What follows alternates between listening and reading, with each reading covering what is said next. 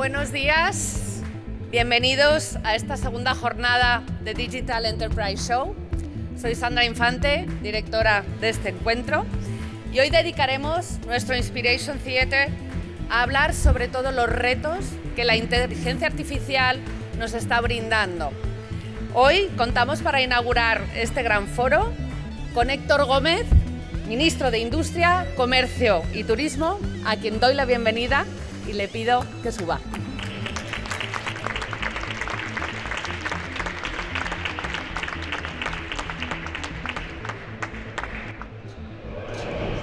Hola, muy buenos días a todas y a todos. En primer lugar, quisiera felicitar a la organización por este extraordinario encuentro donde se dan lugar numerosos conocedores expertos de la inteligencia artificial, con más de 260 horas de ponencias, lo que habla muy bien a las claras del extraordinario contenido y la riqueza en cuanto a la información y el conocimiento compartido.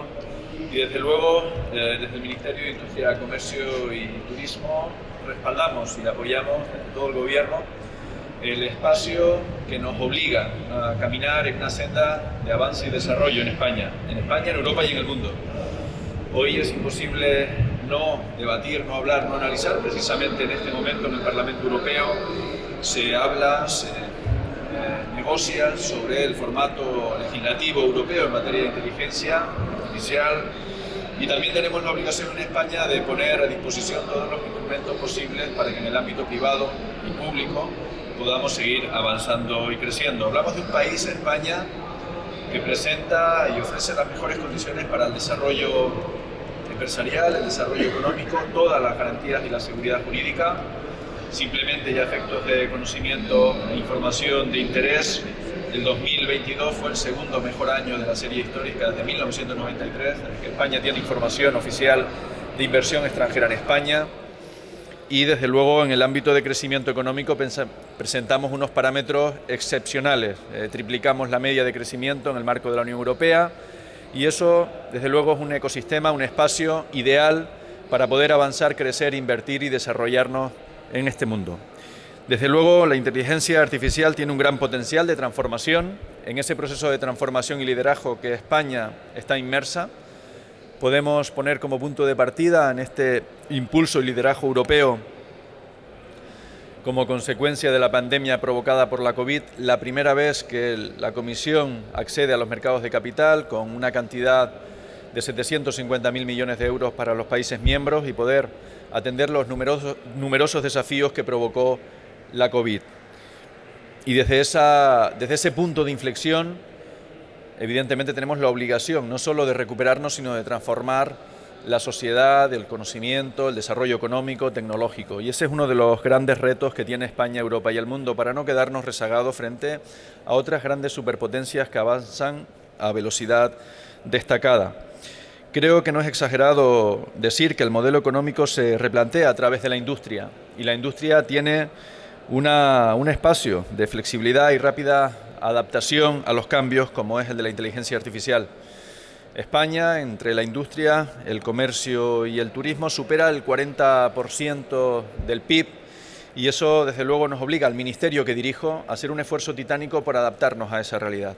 Hablamos de digitalización, hablamos de transformación, de transición ecológica de la economía, y eso desde luego no sería posible sin un esfuerzo también desde el ámbito público, económico, financiero, para que sea una realidad. Tenemos la enorme obligación desde lo público de facilitar al privado, a la iniciativa privada, que esa transformación sea un éxito.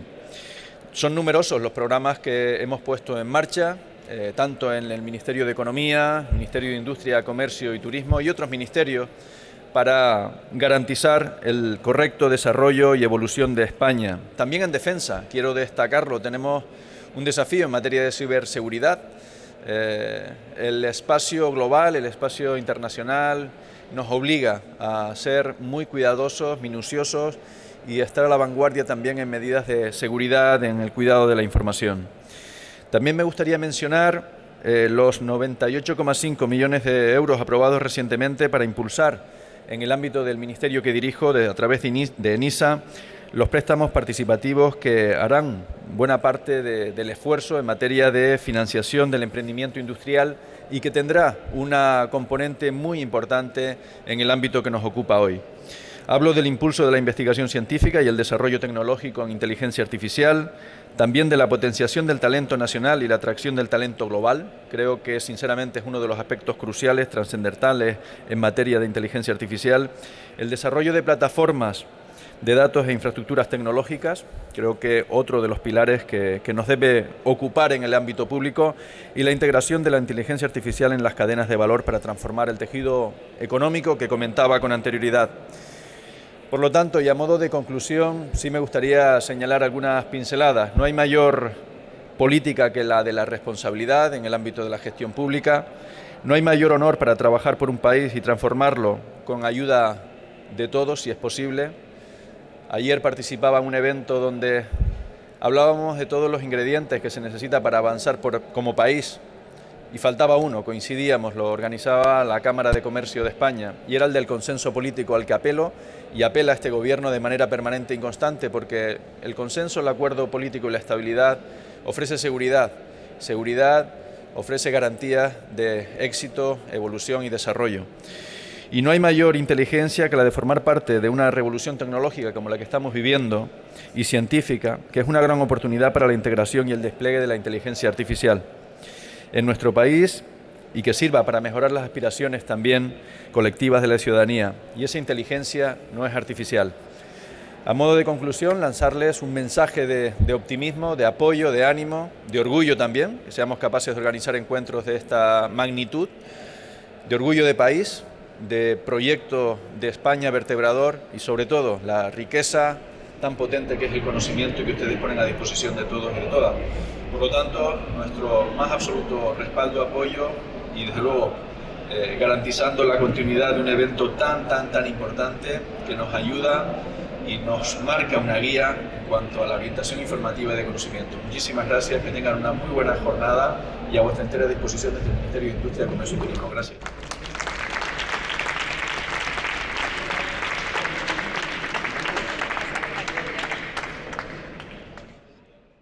Good morning, everyone.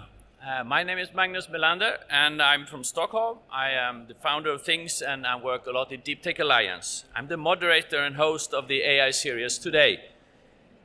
I'll tell you, this is not the first wave of AI. I experienced my first wave of AI when I joined IBM in 1982. It was the hottest on the planet. So we have seen many waves since then. It's difficult to us human beings to understand actually where we are today with AI. But then it's going to be more interesting to see the road ahead, which is moderated by José Luis Cordeiro. Welcome. Okay, good morning. It's good to begin this session with the full room after listening to the Minister of Industry, Trade and Commerce. We have three incredible panelists with us. Actually, we have been just talking before about the implications of artificial intelligence. So let me invite them one by one. In that corner, Ricardo Palma. So please, Ricardo, join us in that corner. Ricardo is a good friend, actually. I have known him for, I think, 1 decade. He's the Dean of Finance at Universidad San Pablo in Madrid, CEU San Pablo. He is an expert on finance, economics, and also he's interested in new technologies like artificial intelligence, blockchain, virtual reality, and similar things. So he will have a very interesting perspective covering those areas and also covering the education sector as Dean of the university. So then we are going to have next to him Edgardo del Rincón. Edgardo del Rincón, who is a Mexican who arrived a few days ago from Ciudad de Mexico. He is the president, the CEO of the 8th largest bank in Mexico. And he has led the digital transformation of his bank, which is Banco Bajío. The headquarters is in Guanajuato, León, the capital of the León state in Mexico, and the city of Guanajuato. So he has been doing a fantastic digital transformation of the bank and using many technologies, obviously associated with artificial intelligence. And then we are going to close our panel with Paulo Magalhaes, who arrived from Lisbon, from Portugal. So Paulo is the vice president of EasyVista for Southern Europe. And that means not just Portugal, but obviously Spain, Italy, and the region of Southern Europe. So we have an incredible panel, so I want to begin with an applause to them, please.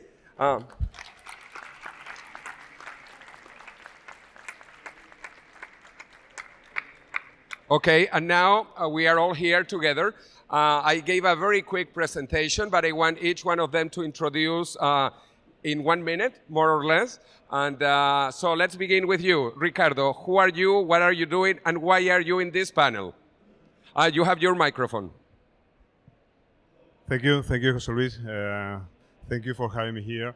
We were talking before about talking in Spanish, and as I am a member of Marca España, I had to talk in Spanish, but no problem if any question. And also I know that we have a translation, so if you don't mind, sorry. Gracias, José Luis, por la presentación. Yo creo que hoy vamos a hablar, comentábamos en la mesa que teníamos que hablar de varias cosas y creo que hemos encontrado un punto de encuentro interesante. Yo represento al sector de educación, tenemos una empresa, una financiera, tenemos otra compañía y creo que en ese círculo que podemos cerrar, podemos plantear. Si queréis lo dejamos ahora para las preguntas. Okay, fantastic. Edgardo, tell us, because we are so happy to have people from 4 different countries, actually. Spain, Mexico, Portugal, and I was born in Venezuela in South America, so I represent another country, even though I live in Madrid now. But Edgardo, Mexico is the largest Spanish-speaking country in the world. You overtook Spain a long, long time ago, so tell us from Mexico. Sure. My name is Edgardo del Rincón. I have been in the financial sector in Mexico for almost 38 years. 34 in Banamex, then Citi Banamex, no? Part of Citigroup. My last position there was I was the CEO for the consumer business, for the retail business. And I have almost 4 years leading Banco del Bajío in an important digital transformation that we will have time to talk about later. Okay, fantastic. And now let's get back closer to Spain, Portugal. So, Paulo, tell us a little bit about you and about EasyVista. Oh, okay, thank you. My name is Paulo Magalhaes. I'm working in this sector, in the IT, since 25 years. So, thank you to DES for inviting us and for this fantastic conference. Yeah, I will talk more about how the AI, it's what we are doing with the AI. And in fact, before we was talking about it, at this moment we just hear AI. This is good. AI is the democracy. It's in all attendees. So AI, it's being a commodity at this moment, but we are using AI since many years. We was talking before that maybe there was an election some years ago that was honored by the AI. So this is the purpose of this session. That is an interesting point. Maybe we could have a minister that is an artificial intelligence instead of a human person like we had a few minutes ago. But anyway, besides that joke, no one laughed, but anyway, it was meant as a joke. Let's begin with some of the applications. And Ricardo Palomo, he's dean of a faculty in the university, and he has been going through experiments with artificial intelligence, even ChatGPT at the university. So tell us what is allowed, what is not allowed, and how can we use it in education for a positive transformation. Gracias, José Luis, thank you. Bueno, ahora mismo creo que el mundo de la educación está viviendo un shock con la aplicación de la inteligencia artificial. Nuestros estudiantes lo utilizan y aprenden por necesidad y los profesores más por curiosidad. Sí que se percibe en general una resistencia a esa introducción, a ese cambio, y nos va a obligar necesariamente a cambiar muchísimos sistemas de evaluación y también de aprendizaje. Y desde mi punto de vista, y es mi punto de vista porque hay una controversia muy grande, hace un rato comentábamos cómo los que somos ya un poco más mayores recordamos aquella polémica sobre si se podía utilizar las calculadoras o no en el colegio. Pues ahora mismo vivimos esa controversia de si se debe prohibir, no se debe prohibir o se debe utilizar. Mi opinión personal es que la inteligencia artificial es un nuevo armamento con mayor potencia de fuego y que utilizarlo permite ventajas competitivas importantes para estudiantes que posteriormente van a trabajar en compañías como las vuestras. Es posible que en muy poco tiempo sea más importante contar con un profesional que sabe sacar el máximo partido de esa inteligencia artificial que con un profesional que tiene muchos conocimientos que aprendió en su momento en la etapa universitaria. También es cierto, y lo voy a decir, y esto es igualmente muy controvertido, es muy probable que un 30 o un 40% de los equipos de docentes puedan ser reemplazados o complementados en plazo de 5 o 10 años por la utilización de inteligencia artificial, que va a permitir además una mayor personalización del aprendizaje. Los profesores que se mantengan en todos los ámbitos de la docencia, en el universitario y en otros niveles formativos, necesariamente tendrán que ser aquellos que sean inspiradores, guías e incluso impulsores del uso de tecnologías en el modelo de aprendizaje. Y obviamente desaparecerán aquellos que tienen menor aportación de valor o que desarrollan actividades muy mecánicas o cualquier otra cosa que desde luego una máquina puede hacer mejor. Okay, fantastic overview of AI in education. And now let's move to Mexico because Edgardo, you lead one of the top 10 banks in Mexico. Actually, your bank is probably one of the biggest and a big bank even for Spain if we compare Mexico and Spain. So how have you used the digital transformation and artificial intelligence to transform your bank? Yes, let me give you some background. Banco del Bajío is really a young bank. It has only 28 years of history. The large banks in Mexico, they have more than 100 years, no? So it's a very young bank, and it was mainly a bank for companies. The target market was mainly what we call SMEs, pymes, no? Small and medium companies. And more than, at that moment, in 2019, more than 90% of the revenue was coming from a relationship with a company of any size, no? My goal from the board was to have an important evolution of the strategy of the bank and develop also the consumer business, meaning consumer business individuals, but also products for the smaller part of the pyramid in SMEs, in pymes, right? So in order to do that, we needed first data, no?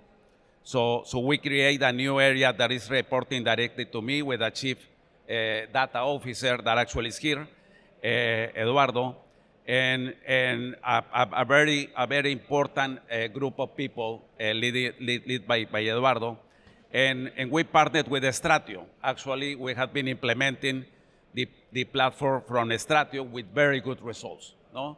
So the bank already is having better data with the right opportunity and the right consistency and with the right government of data, right? The other part that we didn't have and it was needed is to develop all the risk management tools, no? So we partnered with FICO, with Fair Isaac, and now all the bookings that we are doing of cars, payroll loan, personal loans, etc., is done through this technology, actually with very good results. And the asset quality that we are having is one of the best in the industry, no? So we are growing the consumer business in loans more than 45% annually, right? And the other component was the digital banking infrastructure. What we realized in 2019, it was the electronic banking that we used to have. It was not the right one. The technology that was used, it was an old technology. So we decided something that it was a strong decision at that moment, to start developing a new electronic banking platform from zero, from scratch. No? What is amazing when you have I believe, two success factors. No? Number one, the governance model of the bank is very simple, and we take decisions really, really very fast. Almost in the same moment that someone is asking for something, right? So that is important. And also, the other success factors is the involvement of all the senior management, including me, with all the agile teams that were developing this platform. No? So I was having weekly meetings, and I was even reviewing every journey, no, that was developed. What is amazing is that we did that in only 1 year. So 1 year later, we were migrating the first individuals to the new platform, and 6 months later, we start migrating companies. No?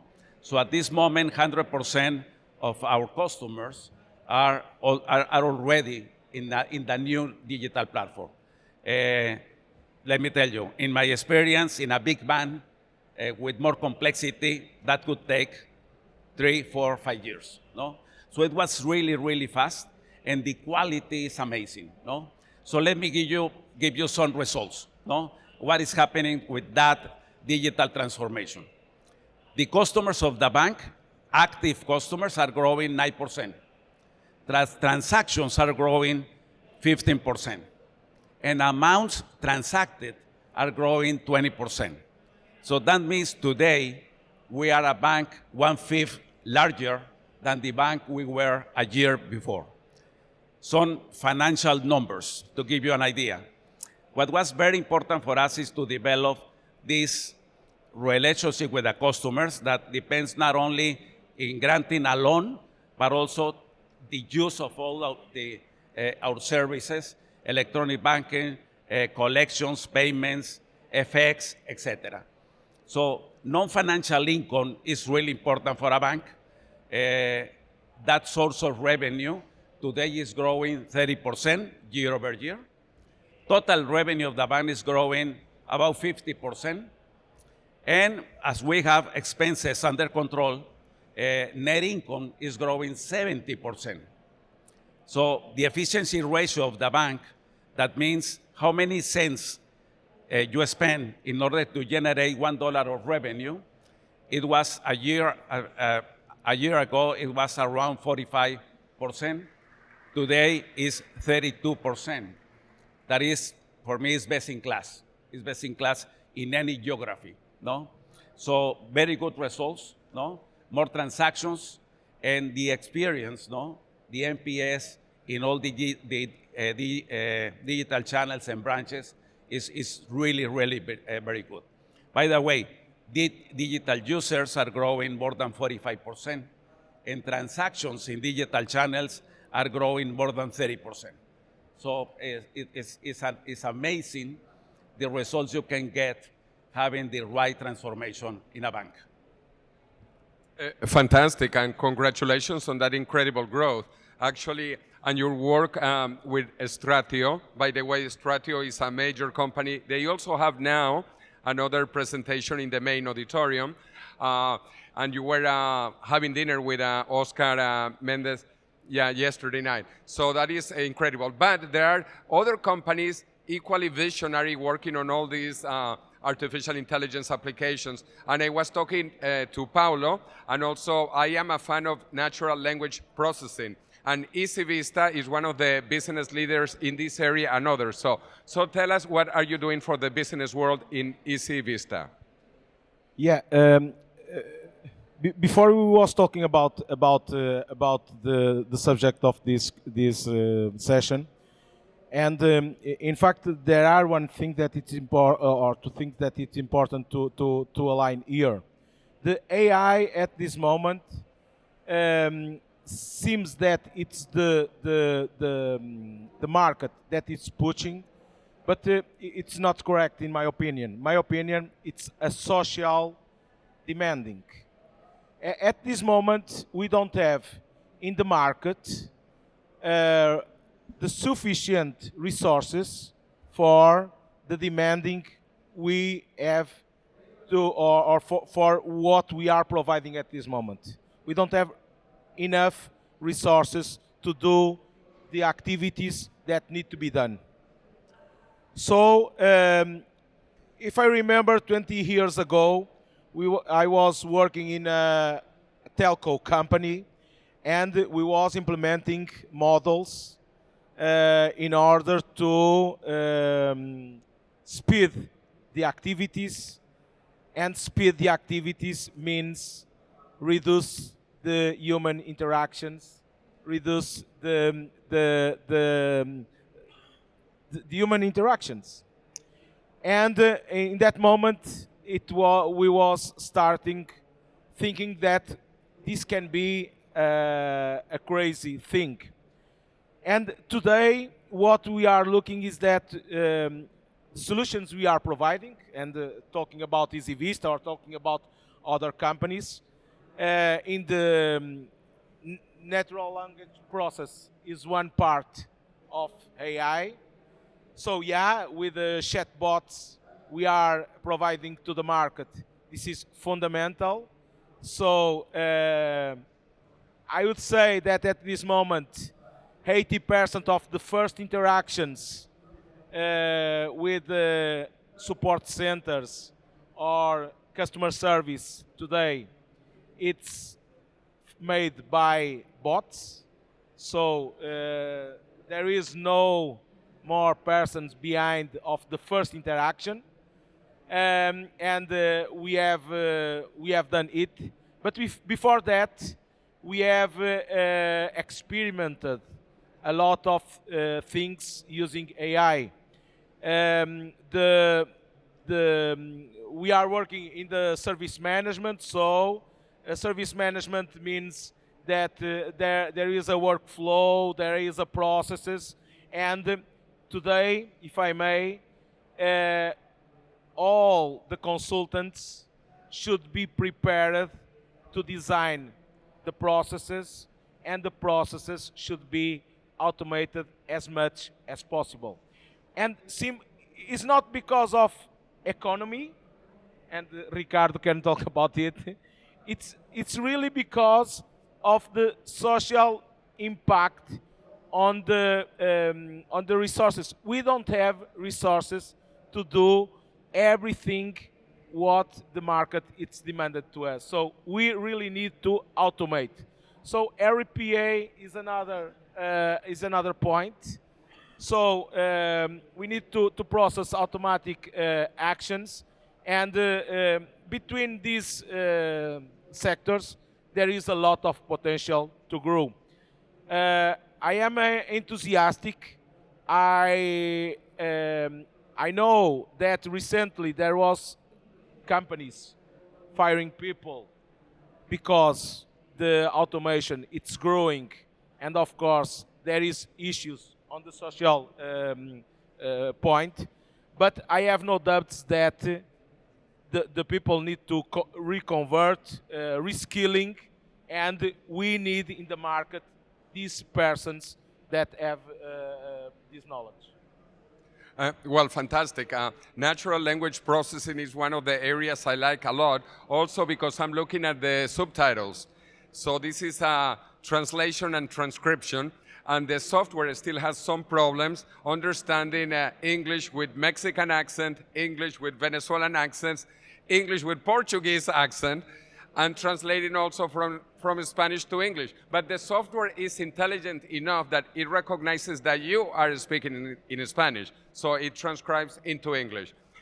Anyway, this is one of the applications. And today, after lunch, at 3:30, we are going to have the director of the Millennium Project also in the main auditorium. He's going to talk about business applications of artificial intelligence at 3:30 in the main auditorium. And the Millennium Project just published this book about how work and technology are going to be in the year 2050. This is an incredible piece of work. I contributed in this, and how the world will change radically in the next few years, radically. We are talking about today, 2023, and the theme of this Congress is about now is next, or next is now, and how the world will be in 2030. Imagine in 2050. So let's go to some of the applications of artificial intelligence for business. And you, Ricardo, you are an expert on blockchain. You also follow virtual reality. You follow many of these technologies, all AI related. So tell us some of the things that you see coming soon and their applications in business. Bueno, efectivamente la economía es un gran beneficiado de la aplicación de la tecnología. La economía siempre va a utilizar la tecnología para conseguir eficiencia, óptimos. Ahora estabais comentando cómo aplicáis inteligencia artificial en varios ámbitos. En vuestro campo, en la aplicación vamos a pensar del back office, más de los procesos. Tú has estado hablando cómo los call centers, los procesamientos en lenguaje natural va cambiando, cómo los bots van cambiando esto. Y al final llegamos a la cuestión de cómo afecta a la sociedad y cómo afecta al empleo, ¿no? Permíteme simplemente comentar que en mi opinión, los próximos años se van a abrir muchas oportunidades profesionales de aquellas personas que sepan trabajar o copilotar, como nos va a hacer Microsoft, con inteligencia artificial, pero siento decir y pensar que también va a ser un momento cruel de transición, donde aquellas personas que no puedan adaptarse, pues se verán desplazadas del mercado. Más tecnología no significa desaparición de empleos, sino creación de otros muchos, como ocurrió con la industria en el siglo XIX, en el siglo XX, o incluso ahora utilizamos todos hojas de cálculo, antes no lo había. Eso no quiere decir que haya menos personas haciendo auditoría, finanzas, contabilidad con hojas de cálculo, sino que se ha duplicado. Hablabais hace un momento, tenemos un problema importante en la mayoría de los países desarrollados, es de envejecimiento de la población y de número de personas con capacidad de trabajar. Simplemente en España, de aquí a 2030, va a haber 500.000 menos de personas en el mercado laboral. Ese envejecimiento da la sensación de que la tecnología siempre llega en el momento oportuno para salvar a la humanidad en algún problema. En este sentido, la pregunta que me hacías originalmente, un poco a nivel de blockchain, a nivel de todo, yo creo que estamos en un momento de convergencia de tecnologías. También estamos muy con el hype, ¿no? Hace un año estaríamos hablando de metaverso permanentemente y de entornos inmersivos. Ahora estamos con este gran shock de inteligencia artificial que ha superado las máximas expectativas de adopción o de prueba de inteligencia. En 4 meses ha sido 1.000 millones de personas, 100 millones de personas, perdón, las que han utilizado. Iremos descubriendo nuevas capas. Es difícil pensar que va a venir después, pero la computación cuántica, como sabéis muy bien, está en unos años y habrá cambios diferentes. La tecnología, en cualquier caso, es la herramienta de optimización. Es la cuestión de la ventaja competitiva. Hoy mismo se estaba votando en el Parlamento Europeo la introducción de inteligencia artificial y su regulación.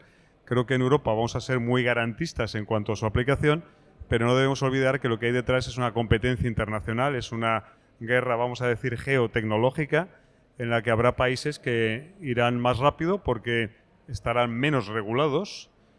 Y de hecho, y como veremos con la computación cuántica, la tecnología permitirá la supremacía de unas naciones frente a otras. Esto va a suponer un cambio. Y por cerrar la intervención, un aspecto muy importante que está teniendo la tecnología, la inteligencia artificial, y creo que hay que decirlo, y como académico lo digo objetivamente, es el impacto que va a tener sobre todo en lo que se llaman las clases medias, en las profesiones. Antes la tecnología suplía o complementaba los puestos de trabajo en el ámbito productivo, en la agricultura, en la industria. Ahora está llegando al mundo pues de las profesiones liberales y ahí se asientan las clases medias. De hecho, la tecnología, de algún modo u otro, combinado con otras cosas que están ocurriendo, va a polarizar aún más la sociedad, va a reducir las clases medias. Eso tendrá incluso un impacto en los desarrollos democráticos de los países. Y creo que van a venir fenómenos sociales importantes en los próximos años que nos van a asombrar en algún momento. El reto yo creo que va a ser cómo convivir con esto, y para una mejor convivencia y sana y un desarrollo saludable de todo ello será fundamental la educación, la formación, la permeabilidad también de la sociedad para adoptar para aplicarlo y para velar por la seguridad de estas tecnologías en todo momento.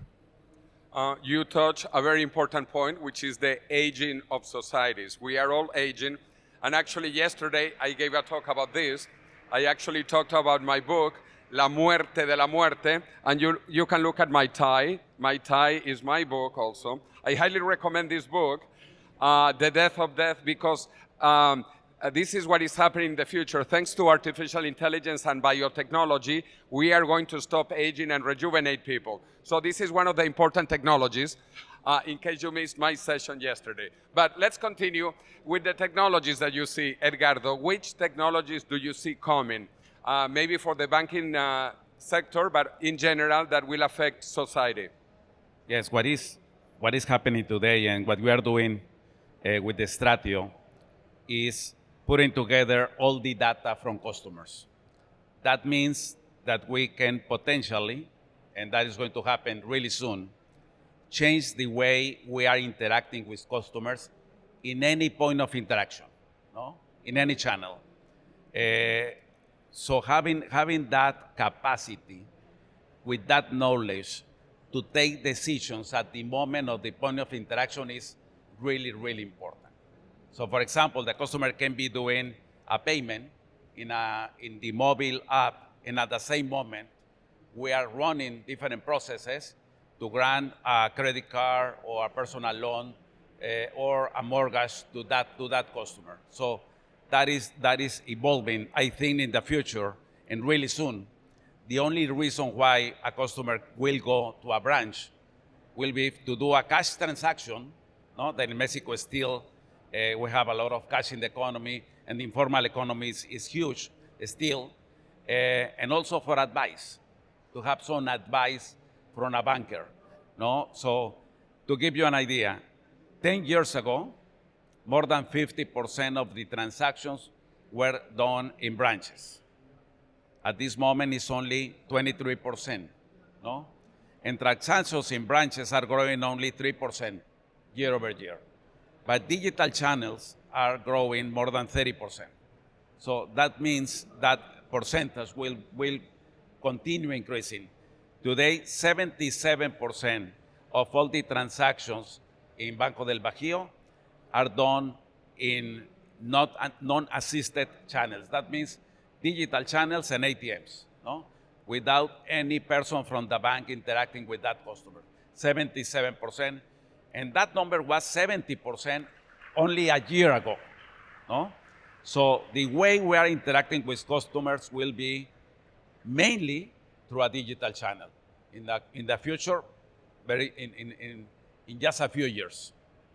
And let's close with you, Paulo.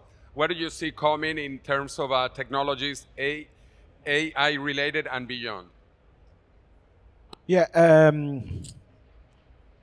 if I may, and complementing Ricardo said, one very old theory, the theory of Darwin, it's being very, very important at this moment. Never disappeared, but it's being very actual. So we will need to reinvent ourselves in this moment, and the society. It will be hard, but I believe in it. So in terms of technology, with this data we are processing at this moment, thousands and thousands and millions of interactions per second. The quantum processing, it will be very important in the near future. And the technology is there. So at this moment, it's a question to democratize it. And in terms of intelligence artificial, I never remember in the prime time of TV assist to a program of IT, and at this moment there is a lot of prime TV programs talking about AI. So in fact, we will have in the next 5 years a lot of implementation in AI, and the consequence of that, it will be that the processing, it will increase, and if we think that we are living very fast, in 5 years, we will be much more faster than where we are today. So, yeah, I just want to close to give a real example of this. 50 years ago, we used this. All of us use this. This is an IBM punch card. This is 1K. You can see 100 by 10, 1K. In Spanish, we say 1K. 40 years ago, the first floppy disk. This was 8 inches big, and it was also 1K. I say in Spanish, 1K plus 1K makes 1 caca. 1 caca 40 years ago. 30 years ago, we had floppy disk of 512 cacas. Then 20 years ago, this floppy disk of 1.4 mega. And today I have a pen drive of 1 terabyte. In 40 years, we have gone from caca to terabytes. And this keeps on moving exponentially. So I hope to see you at 3:30 p.m. to talk about business applications in the main auditorium. And I want to finish with an applause to our fantastic panel.